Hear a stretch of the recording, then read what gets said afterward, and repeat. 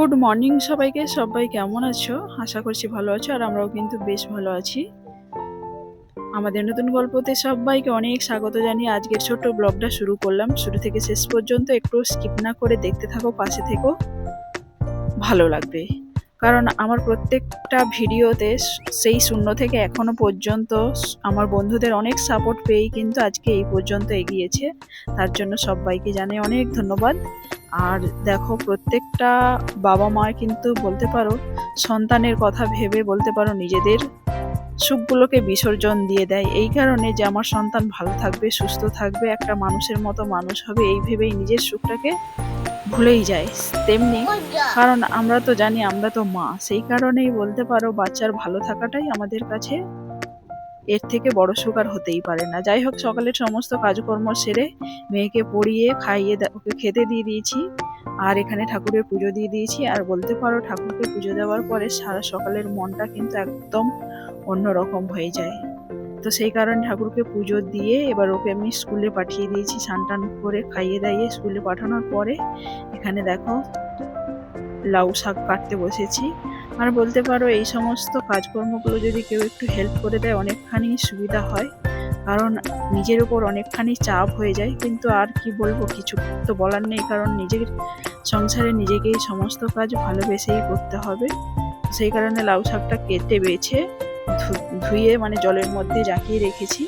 তারপরে এখানে আলু আর ডিমটাকে সেদ্ধ করে রেখেছিলাম, সেই কারণে ছাড়িয়ে নিচ্ছি। আর বলতে পারো আলুটা এতটাই ছোট ছোট, সেই কারণে আমি এইভাবে কেটে সেদ্ধ করে নিলেই কিন্তু আমার সুবিধা হয়। কারণ একা হাতে সমস্ত কিছু কাজ করতে গেলে না একটু বুদ্ধি করেই করতে হয়। আর অবশ্য আলুটা আমি আগে ভালো করে ধুয়ে নিয়েছিলাম, না হলে কিন্তু বালি ঢুকে যাওয়ার চান্স থাকে, সেই কারণে। তারপরে এখানে রান্নার মশলাটাও করে নেব। আর প্রত্যেক দিনের ব্যস্ততার মধ্যে এইভাবেই প্রত্যেকটা বাড়ির বউদের বলতে পারো জীবন কাটে। তো তার মধ্যে আমিও। তারপরে এখানে দেখো মশলার জন্য সমস্ত কিছু কেটে কুটে এবার মশলাটাকে পেস্ট করে নেব। কারণ আজকে রান্না হবে ডিমের ঝোল আর লাউ শাকের তরকারি, এটাই হবে আমাদের আজকে দুপুরের মেনু। যাই হোক, এবার রান্নাটাও করে নেব। অনেক ব্যস্ততার মাঝখানে কিন্তু নিজেকে বুদ্ধি করে এর মাঝখানে কিন্তু কাপড় কাচা, রান্না বান্না, ঘর মোছা, ঘর পরিষ্কার করা, সমস্ত কিছু সকাল থেকে, তারপরে মেয়েকে পড়তে বসানো, সমস্ত কিছু নিজেকেই করতে হয়। এমনকি বাজার করতে যাওয়া, সমস্ত কিছু সংসারের দায়িত্ব বলতে পারো স্বামী বাবা বাড়িতে না থাকার জন্য নিজের ওপর নিজেকে সমস্ত কিছু করতে হয়। তো প্রত্যেকটা কাজই ভালোভাবেই করি, কিন্তু যখন শরীরটা একটু মানে আর চলে না, তখন একটু কিন্তু মানে দুর্বল হয়ে পড়ি, আবার মনটা যেন স্থির করি যে আমাকে করতেই হবে সমস্ত কিছু। তারপরে তার সঙ্গে মেন যেটা, সেটা হচ্ছে মেয়েকে পড়তে বসানো। এটা কিন্তু একদম টাইমলি বা একবারে কেয়ারফুলি আমি ভাবে করি, এই কারণে কারণ এই সময় তো গড়ার সময়। এখন সব 5 বছর 5.5 বছর বয়স, এই সময়টাতেই ওদেরকে যতটা আমরা সময় দেব, বয়স যখন বড় হবে ওরই সুবিধা হবে বলতে পারো। তখন আমাদেরও মন থেকে একটু শান্তি পাওয়ার বিষয় থাকবে যে হ্যাঁ, বাচ্চাটা কিছু শিখেছে। যাই হোক, তোমাদের সঙ্গে গল্প করতে করতে আমার রান্না বান্না এখানে প্রায় বলতে পারো কমপ্লিট। আর এখানে সন্ধেবেলা একদম এসেছি, ওদেরকে পড়িয়েছিলাম, পড়িয়ে ছাড়ার পরে এখানে একটু স্কিন কেয়ার করে নিচ্ছি। কারণ সারাদিনে সেই ব্যস্ততার মধ্যে সেরকম কিছু করে উঠতে পারি না, সেই কারণে রাতের বেলা একটু ময়েশ্চারাইজার এইরকম ভাবে একটু স্কিনটা কেয়ার করি। তারপরে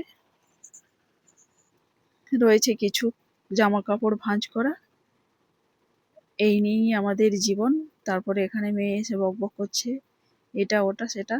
তারপরে কি বলতো, নিজেকে একটু গুছিয়ে রাখলে, যেমন ঘর বাড়ি সমস্ত কিছু গোছানো থাকে, কিন্তু তার মধ্যে নিজেকে গুছিয়ে রাখাটাও কিন্তু অনেকটাই বড় ব্যাপার। তো সময় যখন পাই আমি সেটা করার চেষ্টা করি। তারপরে এখানে সমস্ত কিছু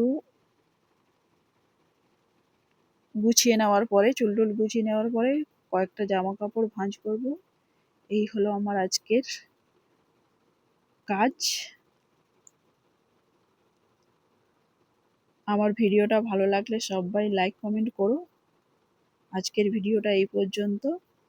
তোমাদের সঙ্গে দেখা হচ্ছে নতুন কোনো এক ভিডিও নিয়ে। ততক্ষণে সবাই ভালো থাকবে, সুস্থ থাকবে। সবাইকে গুড নাইট অ্যান্ড টাটা।